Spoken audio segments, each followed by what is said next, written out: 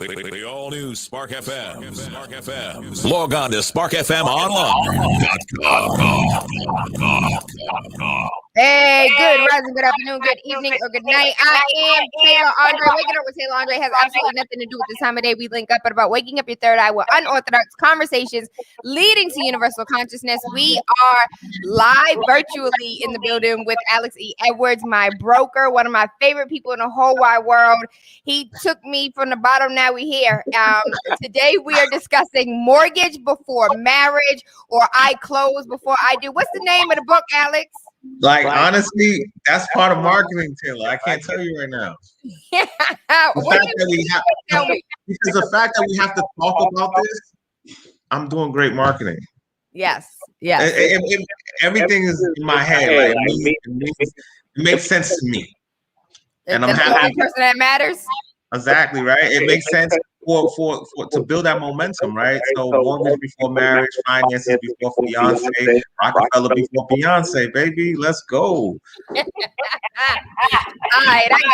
So why is it? So I said earlier while we were over here talking to Radio Land, we as a society truly believe that it's, first comes love, then comes marriage, then comes a baby and a baby carriage. And we never understood or never even thought about purchasing a home before getting into a relationship. So why even think about it now? Because look what you just said. All of that's bullcrap. Love is overrated. Love is overrated. I said it to all your listeners. Love is overrated. And if you sit here and lie and say, "Oh no, love is everything," you lying to yourself. Because I never heard any collection office talking about all you have to do is give me love and you good. You know what? You can't pay your credit card today. Don't worry about it. Just show me some love. Never. It's never happening. Right. And which one is easier? Win $1 million or fall in love? Come on, falling in love. So why we can't focus on getting $1 million then? If we already know it's gonna come, why we can't focus on getting us right? Right? We jump in relationships way too fast before we even have a relationship with ourselves. That is crazy. Like you dealing with somebody else's stress before you deal with someone else's finance, before you deal with yourself. You getting someone else a home before you have a roof. All of that doesn't make sense, right? So that's why it's really important. And it's facts in the book that will prove that getting married will strengthen your relationship. I'm gonna need you to dig into that a little bit more, because you just told everybody who's looking for love right now that love is overrated and what they're looking for doesn't exist. But go on and buy this house. It does exist, but it exists at the right time, right? So you can say, all right, why people fall in love and then get divorced, right? Think about that, right? Why people fall in love and get divorced? If love is everything, why is the divorce rate high? If love is everything, if love is going to last, why is the divorce rate high? Why people get divorced? One of the biggest reasons: finance, lack of money. So why not solve that problem before you jump in a relationship? You're gonna face that problem regardless. So let's face it before, right? If both of you, again, in my book, right now, a multi-family, of course, buying a multi-family versus a single family, it's a proven fact that your relationship, right? Your relationship will last longer than those who buy a single family. Why is that?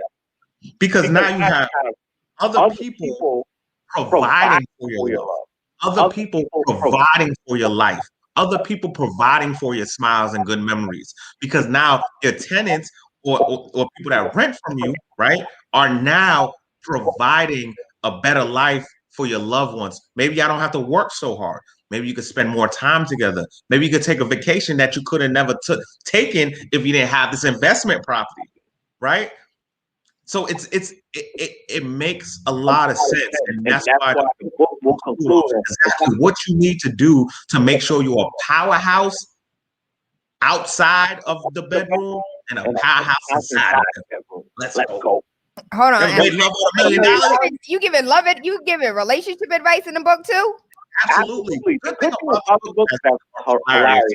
I go my own relationship starting at 18. Right. And And it's parallel with real estate. I started with real estate so early as well. And so it's really a love, there's a Alex love life and real Alex's love for real estate all in one. And then kind of detailing on where I went wrong, where I should have negotiated with women and real estate, where it makes sense, where I was finally ready to get married. So it's a phenomenal book. You will laugh. Alex, the book is a comedy, it's a love, it's a comedy, it's a love, it's an action. Like you got all of it. If I know Alex the way I know Alex, the book is like every genre of movie in a book. Yep. And I want you to learn, right? So it got assessments on after each chapter. So if you don't understand a term like equity or a wholesale, all right, don't worry about it. At the end of the chapter, we'll break down the definition, and then I'll ask you a couple questions to make sure you comprehend what I'm saying. And if you don't comprehend, then I did a bad job. That's actually something that I needed to incorporate in my own book, Alex. So we down and talk. So I can edit it real quick. I know your story. In fact, I can tell it with not being here, but go on and give people a little bit of background about who is Alex. All right, great. And I'm just gonna go off the book too. I'm Alex E. Edwards. I grew up in Dorchester, Boston, Massachusetts, and my dad didn't care for me whatsoever. He was the man on the streets. I'm not in the streets, on the streets. There's a huge difference. He owned a lot of car shops. And he painted cars, owned shops, had a lot of cars, had homes. A real good businessman. And my mom was the working woman. And this is in the book too. They owned a restaurant in New York. And my mom will take care of the restaurant, take care of the people, help cook. But my dad kept away from the money. So my mom never knew how much the restaurant was making. Right? These are stories you never heard, right? My mom never knew how much the restaurant was making, but my dad was never paying her. He was just paying the bills. Like, yo, you're gonna always need me. And my mom was like, you know what? We good. I'm gonna get out of here. I'm not getting paid. I'm not coming here. So my dad was like, fine, take my older brother at the time, take less and go figure it out on your own. So my mom, she's a G, she's a boss, she's a queen, she's beautiful, she's intelligent, you know what I'm saying? Just name a few things about my mama. She went to get a job and carried my brother to every job. So the company restaurant went downhill. And a lot of women don't want to leave their relationship because it's too expensive to leave. Just going to throw that out there in my book. So my mom, they move fast forward, come to Boston, Massachusetts. My dad buys a home, and my mom is still working because she learned her lesson. But my dad kind of started cheating on her, just becoming a bad husband, and now becoming a bad father to me. And they kind of separated. And he got hooked on a couple of drugs. He got hooked on drugs, and it just went downhill, lost everything. And then I still searched for that love from him, and just never found it. And we started talking around probably 12, 14, and then 16. I called it quits, and it was like it didn't make sense for me to talk to you. We don't have a good relationship, and I feel like you're still a deadbeat. So it didn't really make sense for me to try to build this relationship with you. I don't think it will ever happen. So we stopped talking for about 20 years. And in that 20 years, I wanted to buy a house, and it's funny to look back where everyone's like, no, you don't make, you're too young for success. You're too young to be a boss. You're too young to buy a house. And I was going to English High. I had the opportunity. It made sense. I'm going to first-time home buyer class. Why not? It's like $53. I'm doing it. What do I have to lose? I have nothing to lose. So I took the first-time home buyer class. I graduated, and I'm in college now, and I'm in business administration. and my professor like, go home and teach and buy something and treat it like a business. Now I'm at Bank of America. I'm understanding money. Like Alex, you you need go to, buy a house. they're right? like, yo, go out and go buy some lemon heads and sell them on the corner. Alex is like, I'm buying a house. Yeah, I sold lemon heads in school, and I went to BJ's and got it in bulk and sold it out of my locker. So I did that already. I can't go do that again, right? And so I went out and bought a house. So the professor's like, "Oh my God, you bought a house? What?" Oh, it's like, "Yeah, man, I got some good news. I got more news for you." He said, "More news? Oh no, I can't believe there's more news." I said, "Look, I'm never gonna see you again because I got to drop out of school because I can't pay for school and that mortgage." And that was the last time I've been in college. It was like the mortgage of college, and I just felt like I was making the right decision. And today I realized I made the best decision. And that's how I got into real estate.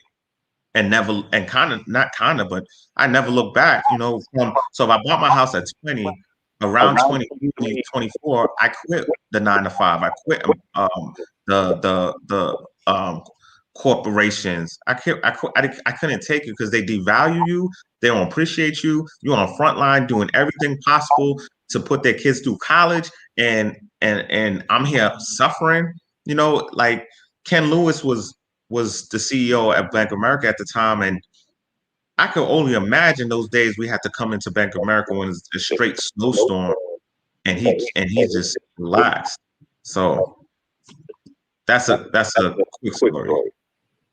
And we're going to dig into a little bit more of Alex's history and his past before we get to I close before I do, marriage before mortgage, one of the names of the books. We're going to go ahead and pay these bills. I am Tayla Andre, Tayla Andre, everything Tayla Andre.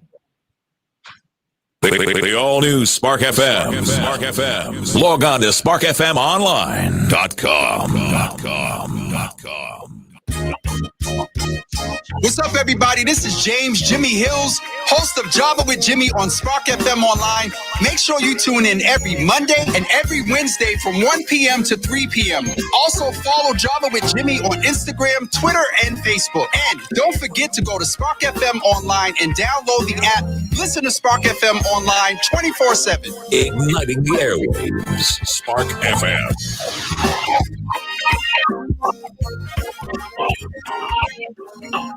Are you tired of renting and need more of your own space? Are you getting stressful letters or calls from the bank?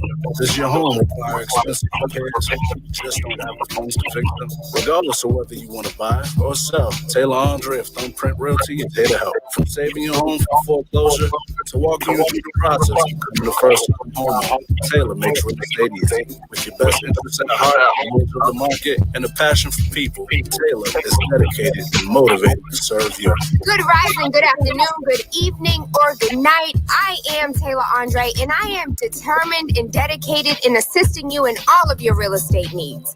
Give me a call at 617-459-0041. Again, that number is 617-459-0041. Or you can email me at TAYLAANDRE@thumbprintrealty.com. You are enjoying the miracle of radio. New England's #1 urban Caribbean music. Radio. Spark FM. Yes, good rising, good afternoon, good evening, good night. I am Tayla Andre. Waking up with Tayla Andre has nothing to do with the time of day we link up, but about waking up your third eye with unorthodox conversations leading to universal consciousness. We're talking to Alex E. Edwards, broker of Thumbprint Realty, my broker as a real estate agent who has led me down the correct path of the things not to do and things that we should do. And today we are talking about mortgage before marriage. I close before I do. And why it's important for you to buy your house prior to getting married.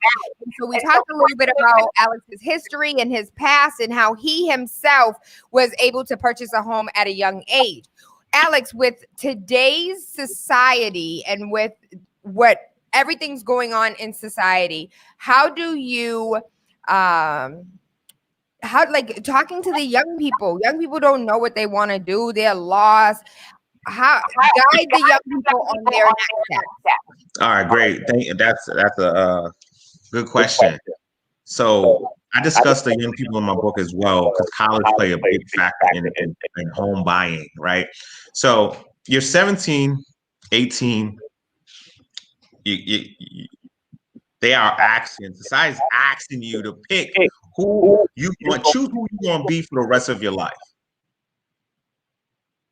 And I don't know if you're ready to make that decision if you're 16, 17, 18, 19, 20, 21, 25. I don't know if you're ready to make that decision and understand who you want to be, because you haven't seen life yet. You haven't had any experience at all in this thing we call life yet. So it's hard to make that decision at that age. But by the time you know who you are, you owe 200 grand because you took a major, because you was kind of probably forced to take a major that you didn't understand, or you kind of don't want to be or take part in that particular major anymore.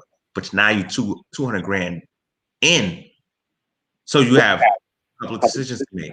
Either keep going to school so you don't have to pay that back right away, or you go get a job where you're going to be miserable so you can pay it back, and it will take you forever.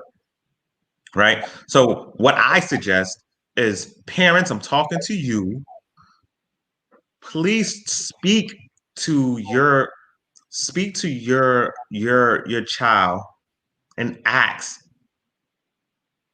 where do you see yourself at 35? Like what kind of home you want? And as they speak, you jot everything down. What kind of car you want? How many times you want to go on vacation? Okay. How about health insurance? How many kids? Okay.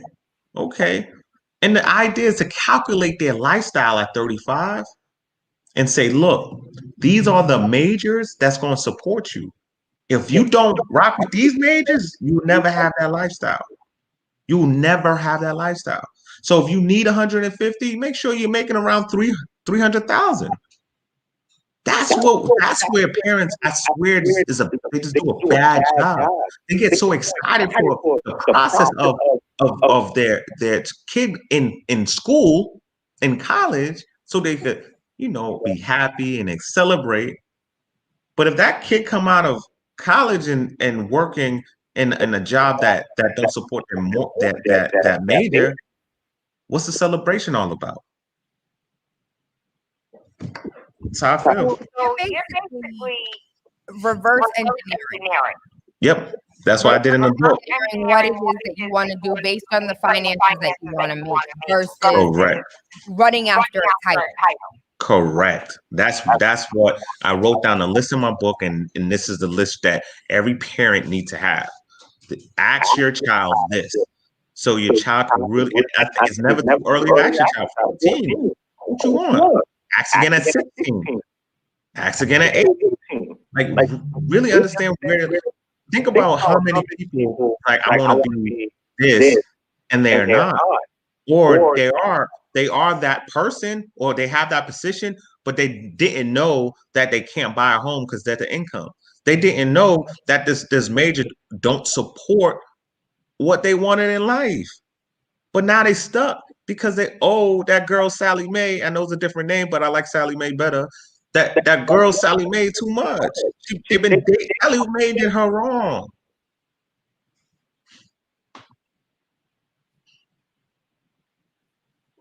As a broker, you already know that the debt to income ratio is through the roof. And a lot of people have a crazy debt to income ratio because of their student loans.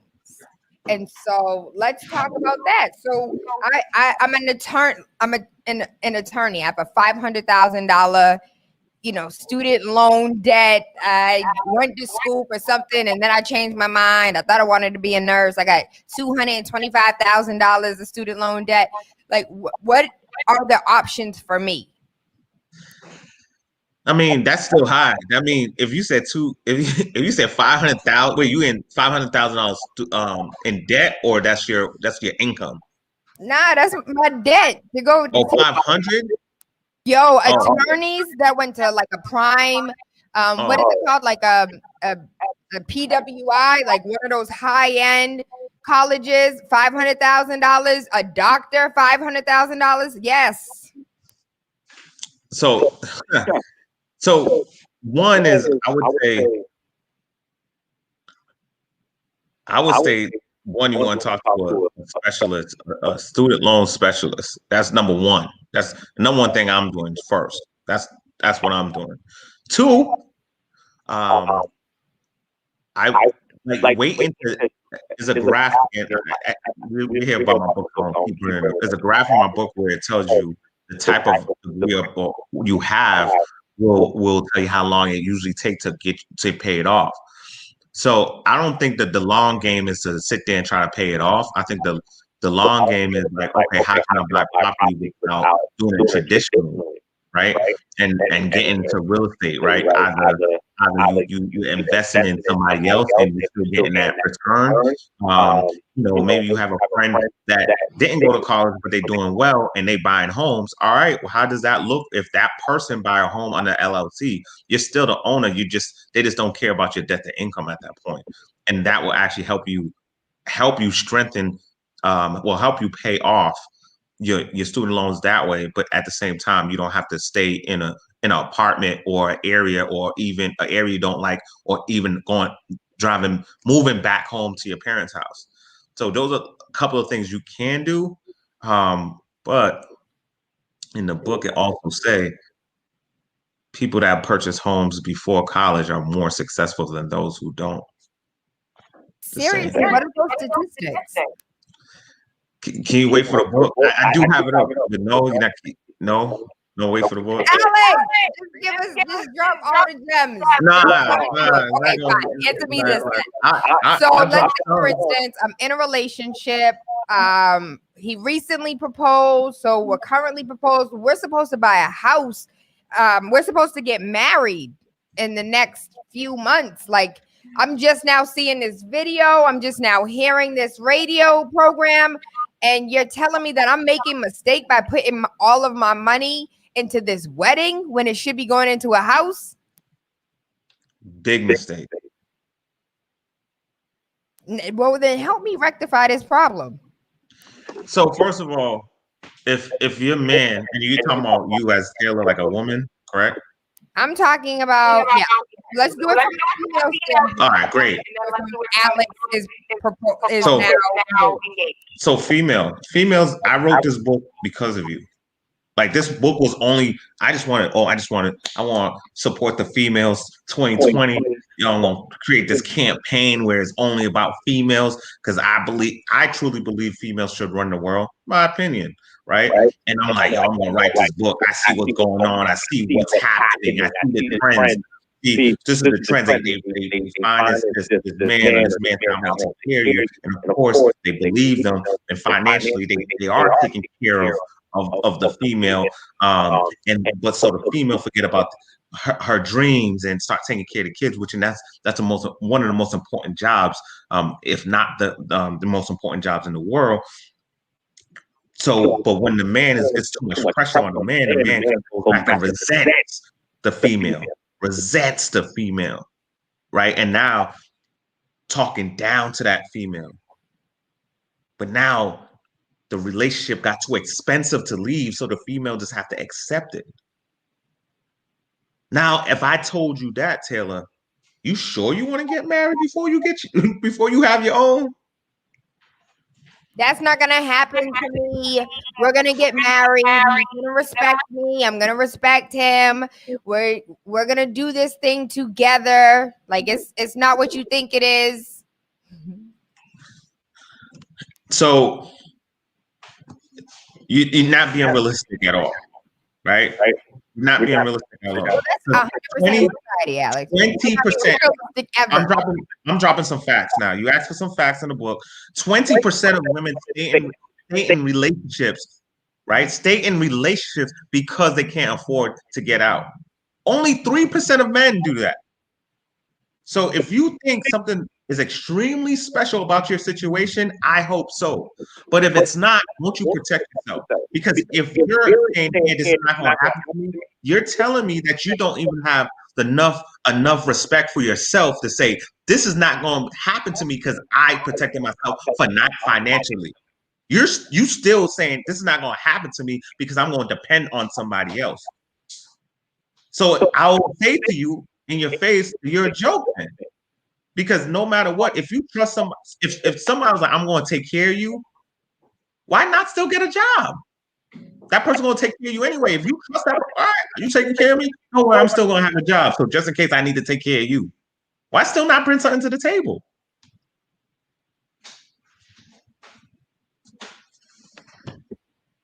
Okay, so Alex is now engaged and, you know, about to get married in a couple weeks, in a couple months. And we spent all this money on this wedding. You know, we in the whole $15,000-$20,000 for this one special day so we can share it with our family and friends and take pictures. And I'm renting right now, right? Oh yes, we're both renting. We didn't because we didn't even want to move in together until we got married. All right. So Alex, I'm gonna say, Alex, you're a fool. Like literally, you twinkle toes right now. You're breaking my heart, right? Like you got love in your eyes. You want that woman under your roof, not your roof, your landlord's roof.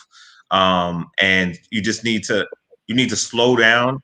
And the best thing you could give your relationship is foundation, is security.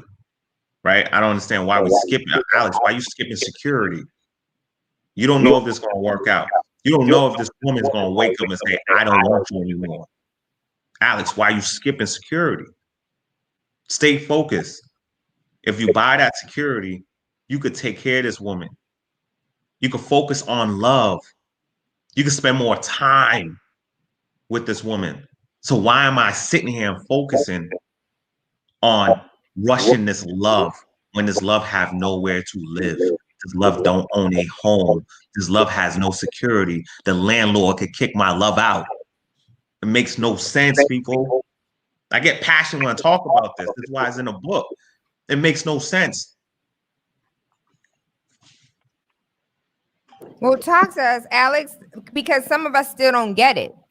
Some of what you're saying to us is reverse from everything that we were ever told. Why should I buy a house, Tayla Andre, before I get into a relationship or a marriage? I have a single family, or I am renting right now. He's renting right now, or maybe we do rent together. Where it doesn't make sense for us to buy a house. His credit ain't right. We're still working on the savings.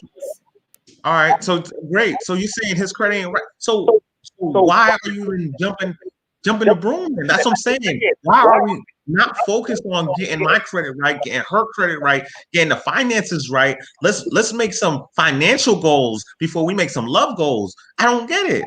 That you saying this to me, you should understand that it's not time for you. It makes no sense. You check this. City of Boston, right?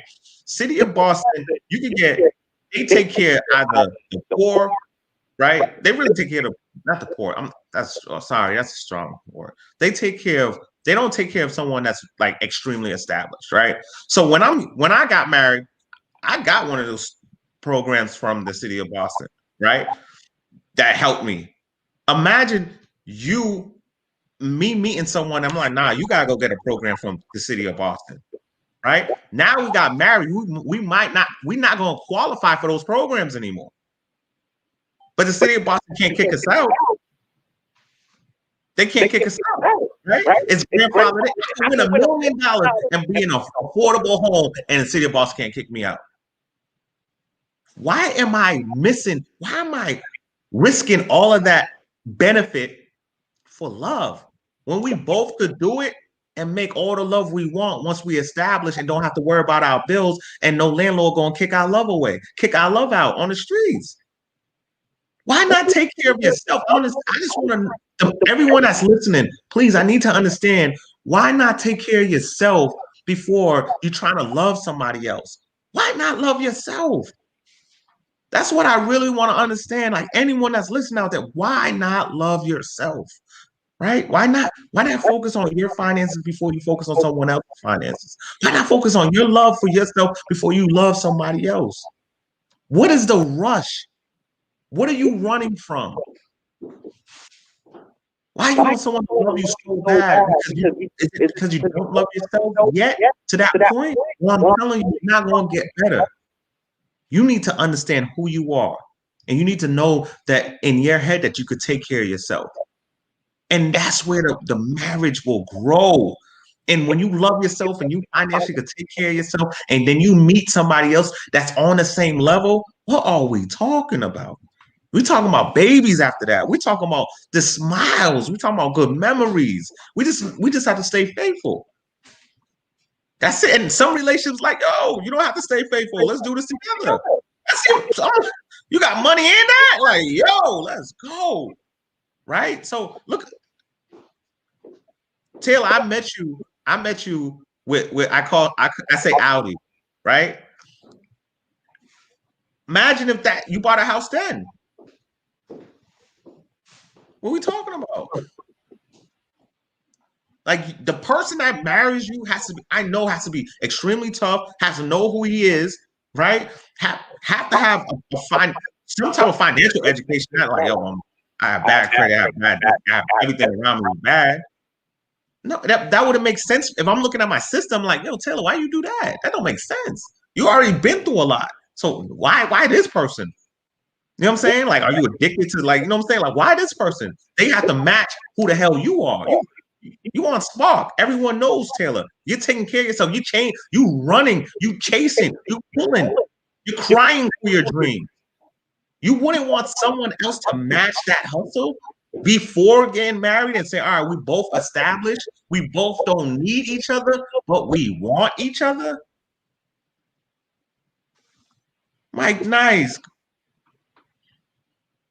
Yo, for me, from Alex, the part for me is, y'all know I'm blind, so don't mind the glasses. So the part for me is something I didn't think about prior, about how people rush to marriage. Well, first of all, so I'm thinking, why would you want to get married prior to making sure that financially both of you are stable? And I'm thinking, like, as far as society is concerned, it's like, well, if I'm not stable now, my spouse will help me ascertain that stability. And so what you're saying, like, goes against everything we believe. So let's say, for instance, like, let's switch it up a little bit. Like, let's put it, Boston, we know 50% of Bostonians make under $30,000 a year.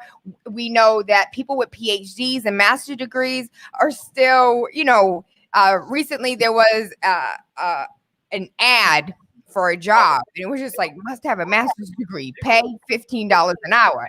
And so what if you are that person? You went to school, you got a good job, your parents told you to go do this, and now you make $45,000, $50,000. Living in the city of Boston, that's not, you can get a condo. You might get you like a city of Boston deed restricted situation, but I'm here, $50,000 a year, trying to purchase a house.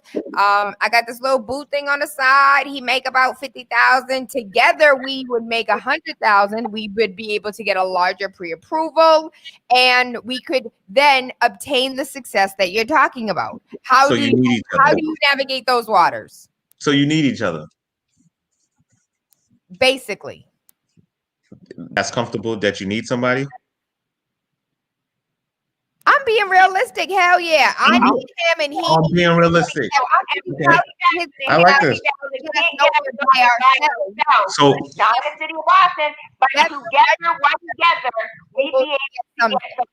So, so why do you have to get married though? I'm confused.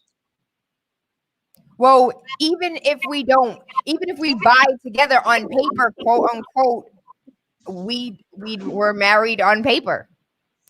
But that's okay. I'm asking you. So you got your finances together before you marriage? What do you mean finances? Like, I got my little credit score. I hit 640 credit score, and now we both have like $5,000 savings. Not the year jobs. All right, let's not put 640 out there.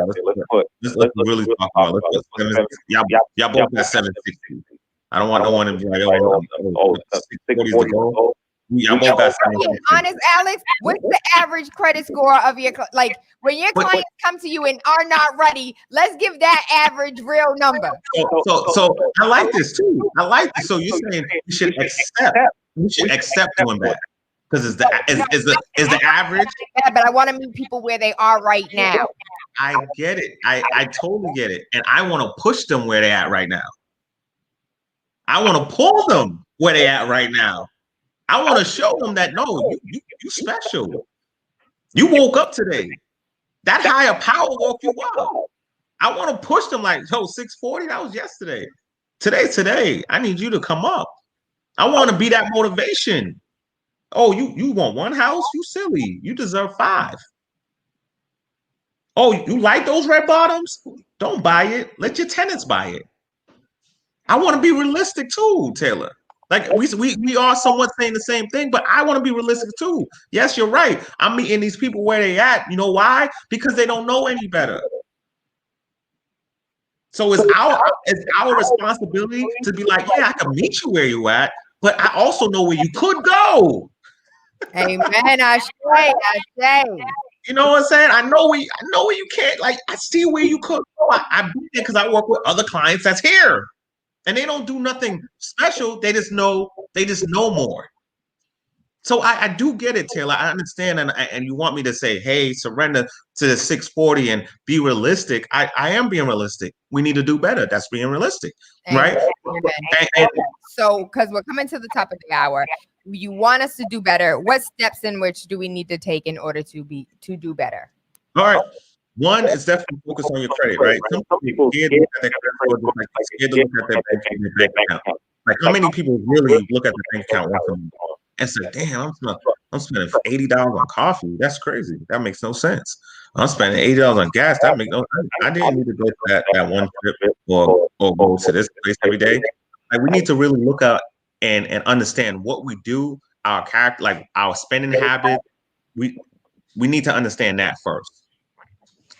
Next is, well, on the 25th of March, it was the NBA trading deadline, where NBA teams will decide to say, hey, with this roster, I cannot win a championship. So they said, let me break up the roster and find other people, other pieces, so I could win the championship, because this particular team I have is not going to win a chip. So you need to get rid of your friends. That's not going to help you win a chip. Because the people around you is not, if they negative or not going, if they cool with that 640 or less, and they like, yo, this is the best life ever. Well, guess what? If you're going up, they just gonna pull you down. It's like walking up a mountain with a heavy book bag. Everything in your book bag does not belong to you. It belongs to everybody else. But for some reason, you feel like you have to carry it. So it's going to be much harder if you don't surround yourself with a Tayla Andre, with Alex Edwards, with a Thumbprint Realty, with anybody else that's positive in your life that want to take you and take their self to the next level. Now that you took care of yourself, your finances are popping, you know who you are, guess what? You're going to know who you want. And the important thing I say out of that entire sentence is the most important word is want, not who you need. Not who you need, who you want. And when you get to a place and you change in your mind and your mindset is focus on what you want instead of what you need, you are the most powerful person in the universe, because the people know what they want, have decisions that they can make on their own. And when you need something, yes, that decision is taken away from you because you're saying you need it to survive or you need blah, blah, blah, right? So those are the steps that you definitely need to take to get to the next level. Focus on yourself first, get your finances up, understand where you're going. What's your end goal? If you need $500,000 in a mortgage, you need $1 million in a mortgage, how much do you have to make? How much credit? What's the credit score has to be where you get the best rate, right? And how can you afford it alone? And if you can't afford a loan, partnerships are great, but not marriage right away. That's a different type of partnership. You know what I was waiting for you to say, Alex? I was waiting for you to say, for the person who can't buy in a Boston type situation, buy outside of the city. If you guys are truly about to get married and the wedding's right around the corner and you have, a pool of money that you can spend, it's either A, we about to get this Rolls Royce where we pull up, or B, we actually could take this and buy in a Chicago, buy in a Georgia, and have a house that can generate income, and then go on and do the thing, get married.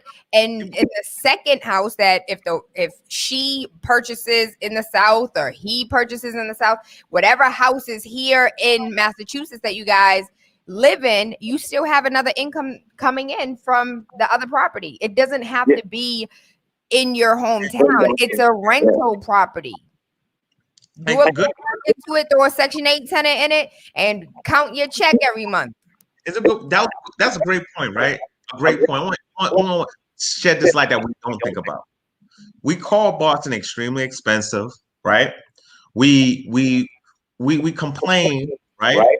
But let's be serious. If you live in Boston, right, and paying market rent, say $2,800, you know you can both go down south and go crazy.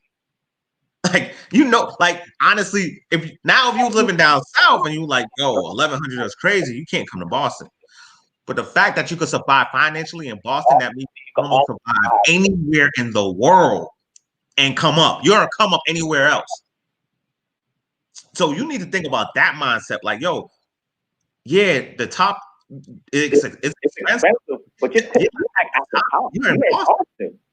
So if you go drive down South 95, your dollar means a lot more.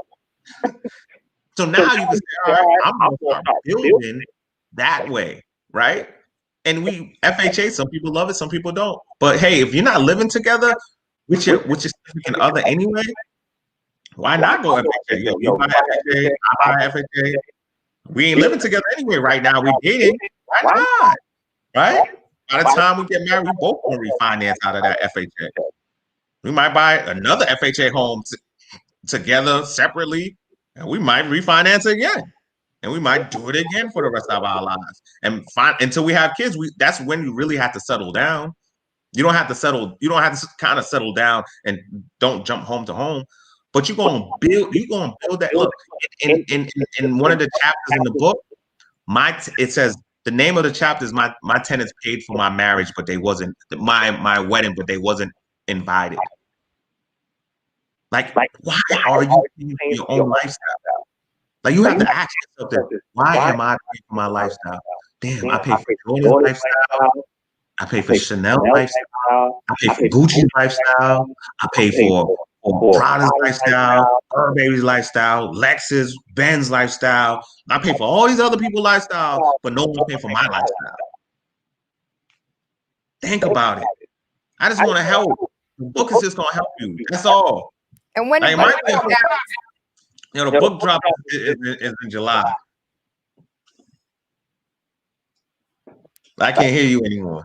It's gonna drop on your birthday? Never know. Never know. The one thing about writing a book and being creative is like you have to give yourself a final deadline. And I gave myself a final deadline, and I was like, nah. I went back in the book and said, you know what? What would Tayla ask me? What would Angie ask me? What would Denisha ask me? What would all the females in Thumbprint ask me? What would my mama ask me? What questions am I answering? Who am I helping? So I started writing out a lot of questions. I'm trying to think about what would people ask and what would people want from the book. And then I gave it to a researcher, and then they found all the answers for me. And then I was like, all right, this needs to be in the book. And then I was like, all right, I got to create my own story so people can kind of understand where I'm going, and it's simplified, right? So I created real stories where the story itself could be a book, because it concludes to, I never thought of that. So that's what I did in the book. I'm excited about the book, and the good thing about the book is probably the conclusion, because as we start with this conversation about my dad, I conclude about our relationship and how he helped me become this real estate mogul as you see today.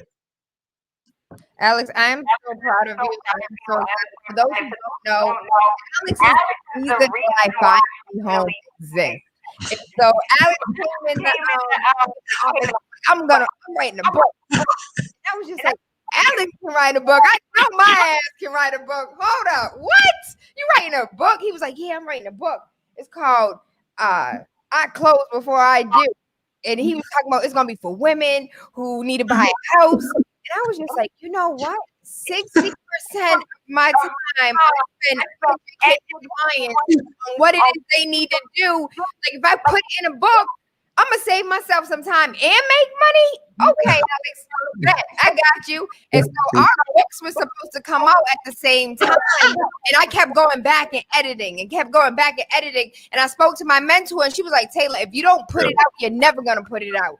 So I put it out. I went ahead and got like the author's copy and read it, and I was like the biggest embarrassment. But if I didn't put it out, it wouldn't have been published. And so you go back, you do your second edition, you cross out all the edits that weren't Fiverr approved. So yeah.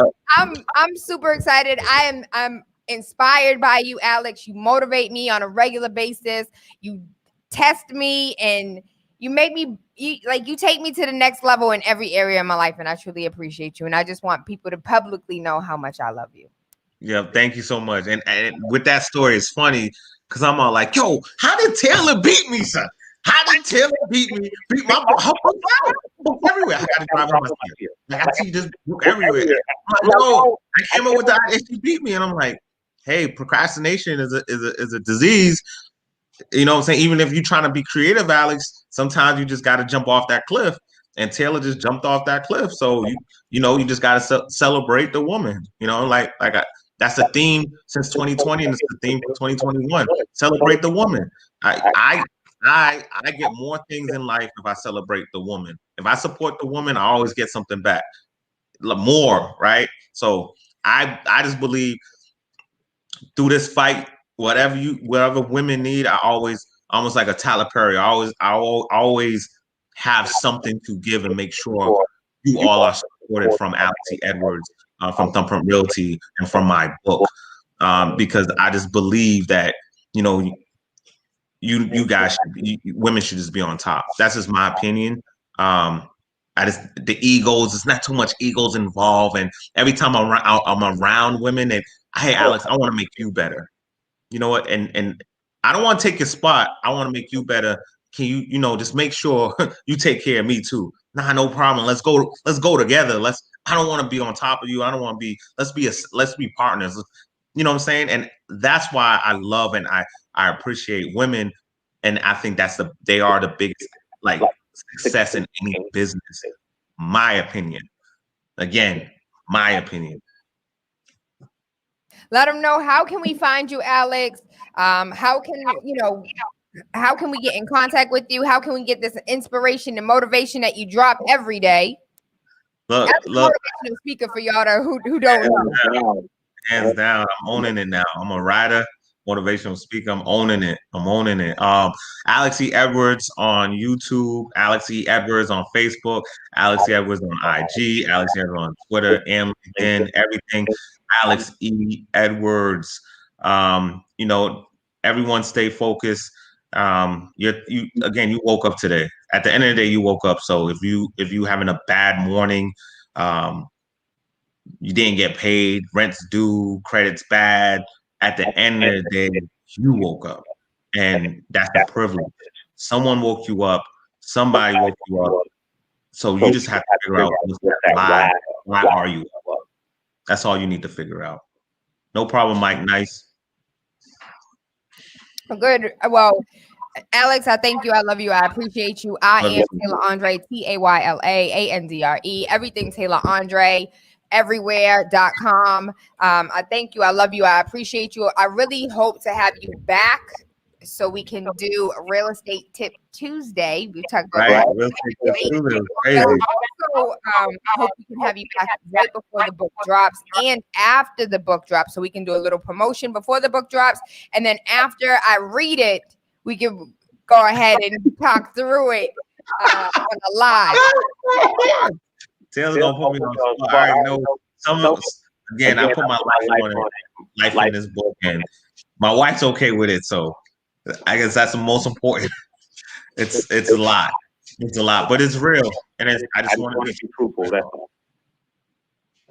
Again, everything Tayla Andre, everything Alex E. Edwards. I thank you. I love you. I appreciate you. We're going to go ahead and close this out, and I will see you on the next show. I am Tayla Andre. Finally Home, the step-by-step guide for people preparing for first-time home ownership is out and has dropped and can be found. If you Google it, it's on Amazon, it's on Book Patch, it's on the website. Check it out. You are enjoying the miracle of radio. Radio. New England's #1 urban Caribbean music. Radio.